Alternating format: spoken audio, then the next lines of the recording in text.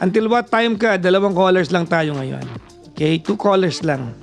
Gusto magpahinga, no? Kanina kasi ano na eh, 2:00 na eh. Kanina yung unang araw na ako ay unemployed. Ha? Yes, I am a full-time streamer. Never felt so good saying that. I'm a full-time streamer. I am no longer affiliated with any radio station. I'm not yet. You'll never know. One of the coming days, maging affiliated din tayo. Bakit Simply Papa Jackson na? Yes, yan na po yung aking bagong TikTok handle ngayon. Simply Papa Jackson. Bakit? Ayaw nyo ba? Gawin ko na kayang pangalan ko, no? John Jem Perley. Pwede naman siguro, ano? Oo. Kaya magiging Papa John na lang ako. Pwede naman, no? Kasi may new camera equipment ako. Actually, kaya ako bumibili ng mga gamit sa camera kasi magtatayo ko ng studio. Hindi ko alam kung kailan. Inuunti-unti ko bumili ng gamit. Hindi dahil nagluluho ako. Alright? Oo. Hindi dahil nagluluho ako. May mga nag-comment nga, di ba? Hindi, may mga nag-PM ba sa akin? Kung ano daw inuuna kong gamit sa buhay. Well, tama naman. Pero bakit? Hiningi ko ba sa'yo? Inaano ba kita? Oo. Sa'yo ba galing? Di ba? Nagpa-withdraw ba ako sa account mo? Ba't nagagalit ka sa akin? Oh, why does the moon... Nice na camera quality. Alin ba? Yung camera ko sa TikTok ngayon? Or yung binili kong lens kanina? Yan. Bumili ako lens kanina mga kaibigan. Hindi ko po kinash. Okay? Nangiram ako ng credit card kagandang car. Para lang alam nyo. Kasi binigyan ako ng discount ng camera house. Diba? Yun lang yun. Kaya sinamantala ko lang yung discount na binigay sa akin. Oh, hello po sa Nikon Philippines. Kailan nyo ako kuning ambassador? Ha? Kailan? Kailan mo ba mapapansin? Mag-Nikon na tayo lahat. Hello po sa mga ibang brand. Ignore the naysayers. Hindi naman. Kilala niyo naman ako dito. Alam nyo, itong gantong live ko, dito lang ako napatol. Hindi ako napatol sa ibang platform. Even when I was with radio, that is the only time na pumapatol ako pag programa ko. Avenue ko yun. The entire day, wala. Tahimik lang ako. Balik loob ka na sa photography. Yes. I wanna do that. Ang tagal ko na po kinikilig na magkaroon ng, alam niyo naman yung kwento, di ba? Natigil ako sa photography dahil ipinahiram ko yung gamit ko sa Energy FM. Yan ang kwento niyan. Alam niyo yung kwento na yan. Ang tawag niya sakripisyo. Tapos ganun-ganun lang, di ba? Ginawa sa papa niyo. Okay na yan. Naka-move on na ako sa part na yun. Alala ko lang. Diba? Oh. Tinigilan ko yung photography ko. Kasi alam niyo kung bakit paano yan eh. Parang passion. Diba? Oh. Hindi ko nga alam kung ano eh. I don't even know if I'm going to post my... Totoo, hindi ko alam kung ipapost ko po yung yung... may mga kuha na ako. Hindi ko lang pinapost. Hindi ko alam kung ipapost ko. Ano lang, na-discountan lang. Ano yan eh, tawag nito, magiging negosyo naman balang araw yan. Bakit di mo pinahiram yung... Kasi walang gamit yung Energy FM nun. Diba? Nag-provide ako, personal kong gamit. Yun talaga yun. Diba? Yun talaga yun eh. Oo. Ano gagawin natin? Ganun talaga pag ikaw yung leader ng team. Diba? Masakit na part, iba, may mga maririnig ka pang So yung sabihin yung mga narinig ko pa, mga chismoso kayo. Tapos na po ba yung very detailed reason why you resigned? Hindi pa. Spit it out, sabi ni Queen of Hearts. Ano daw, ginamit ko daw yung istasyon para, ano yan? May narinig akong ganyan eh. Ginamit ko raw yung istasyon para i-advance yung interest ko. What? Talaga? Okay. Anong interest ko kaya yun? Wala nga interest yung ginamit na camera. Wala nga, tinawaran pa nga eh. Pero, despite of that, sobrang saya ko sa 7 years, almost 8 years. Sobrang saya. Very proud ako dun. If I have to do it all over again, I would have done it the same way I did or even better. Hindi ko babaguhin, no? May mga aray, ganun. Pero kahit ulitin ko yun, given the chance, no? Na pwedeng ulitin yun, uulitin ko siya and I'll do it the same way or even better. Ibibigay ko pa rin yung yung dapat ibigay, di ba? Masaya ka po ba ngayon? Oo naman.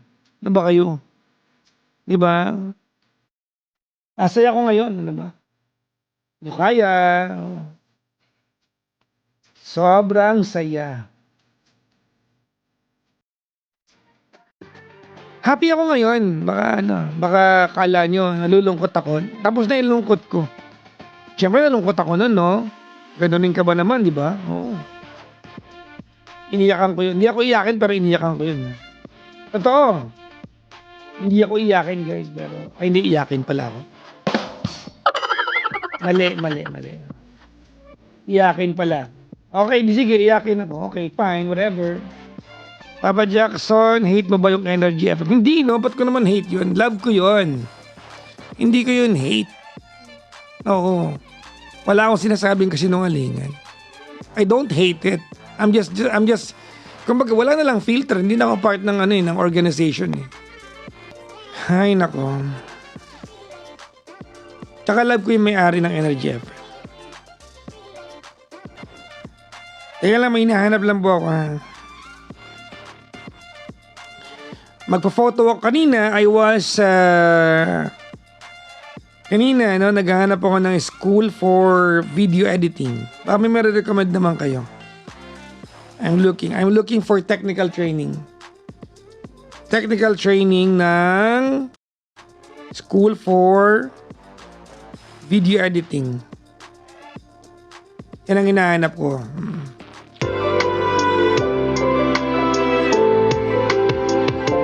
Ang sakit na pag ikaw yung lalaki, ha. Imagine mo, nag-propose siya, lumuhod-luhod, tapos sa utak ng babae, sana yung nagpa-propose sa akin yung ex ko. Ay, mapapakanta ka talaga ng kantang Anay Pusok, Anay, na sakit, na ut-ut launay. Ano sabi Nightingale dito? What did you say? Bakit po husky boses nyo? Normal po yan? What? Ano ba yan? Hindi naman. Ano nga ba? Normal ko to? Ito yung tanong ko kahapon, di ba? Kung kailan naging pag-ibig ang pagmamakaawa. Dahil napag-usapan natin yesterday na hindi tayo dapat nagmamakaawa sa isang tao. Di ba? Huwag kang magmakaawa. Kung talagang mahal ka niyan, hindi ka darating sa punto na magmamakaawa ka. Tama? Mali? O, syempre tama yun, di ba? Pero sa mga taong nagpapakatanga, walang tama, walang mali, basta gagawin ko to. Relate ka ba, girl? Di ba? Yan talaga gagawin mo. Ilalatag mo talaga lahat ng baraha mo. Kahit feeling mo, patalo na ako eh. O kaya, luging-lugi na ako eh. Parang sa sugal, ika nga, di ba? Kahit feeling mo talon-talo ka na, wali. Ang gagawin mo, hindi, sige pa, laban pa. Kahit wala na laman yung bulsa ko. Kahit sagad na ako. O, diba? Sagad ka na, pero nilalabas mo pa rin lahat ng huling baraha mo. Minsan nga kahit wala ka ng barahay, minamagic mo na lang yun. May baraha pa ako. Kahit wala na talaga. Gagawin ko pa rin para wag mo ako iwan. So, ang ang tanong dito, ang relasyon ba ay magiging ano na lang ba? Magiging tawag dito, anong tawag dun sa charity? Diba? Ganun na lang ba? Para magstay lang, magmamakaawa, diba? But anyways, hintayin natin yung ating question for today. At bago natin itanong yan, ay batiin muna natin lahat ng mga nakatutok sa atin ngayon. Ayan. Hello po sa lahat ng mga gising na gising this Friday at nagkakape. Kape pa more! Ba't ka nagkakape? Sobrang puyat mo ba last night? Oo, di ba? Pag puyat na puyat ka talaga, kape is the key. Pero paano nga naman kung buong araw kang nagkakape? Oo, mulat na mulat ka naman yan. Hindi ka na puyat, mulat. Mapapasabi ka na lang ng patawad po. Mulat ako ngayon. Ay, naku talaga naman, oh. Oo. Ganyan kapag, sobra-sobra sa pagkakape. Minsan kasi hindi mo na namamalayan. Sa sobrang kagustuhan mo magising. Kasi nilalabanan mo yung, siyempre, day. Nilalabanan mo yung antok mo. So, magkakape ka. Ng umaga. Mamaya-maya, tanghali, magkakape ka ulit. After ng siesta time, after mo mag-lunch, kakape ka na naman. 'Di ba? O, merienda lang to, merienda. Oo, may naman to, may creamer naman this time, di na black coffee. Tapos sa gabi, magkakape ka pa. Midnight snack, magkakape ka ulit. Ewan ko na lang, hindi talaga maging dilat yung mata mo niyan, te. Sabi dito, Bike Talk with Papa Jack. Ang pangalan, binasa ko lang. Baka naman, binasa ko lang dito sa TikTok. Sabi niya, hoy, dub na tayo, Viva. Sino to? Si ano to? Kilala ko na to. Ng mga director sa dubbing, dito talaga nagko-comment. Sige po. Go lang. Nakakaloka. Lulu Abels. Hello, GK from state ng Masishikip. Ba't naman ganito yung pangalan? Ewan ko kung ano talaga nababasa ko today. Masishikip. Niloloko nyo ako. Niloloko nyo ako talaga. Wala namang gandang lugar sa Virginia eh. Masishikip, Virginia. Ha? Pinagloloko niya ako pag ako naban, ha? Tama na nga yan, Ito na ang ating tanong. Bakit pinili mong maghanap ng iba kahit alam mong may naghihintay sa'yo? Ay, ang sakit nun.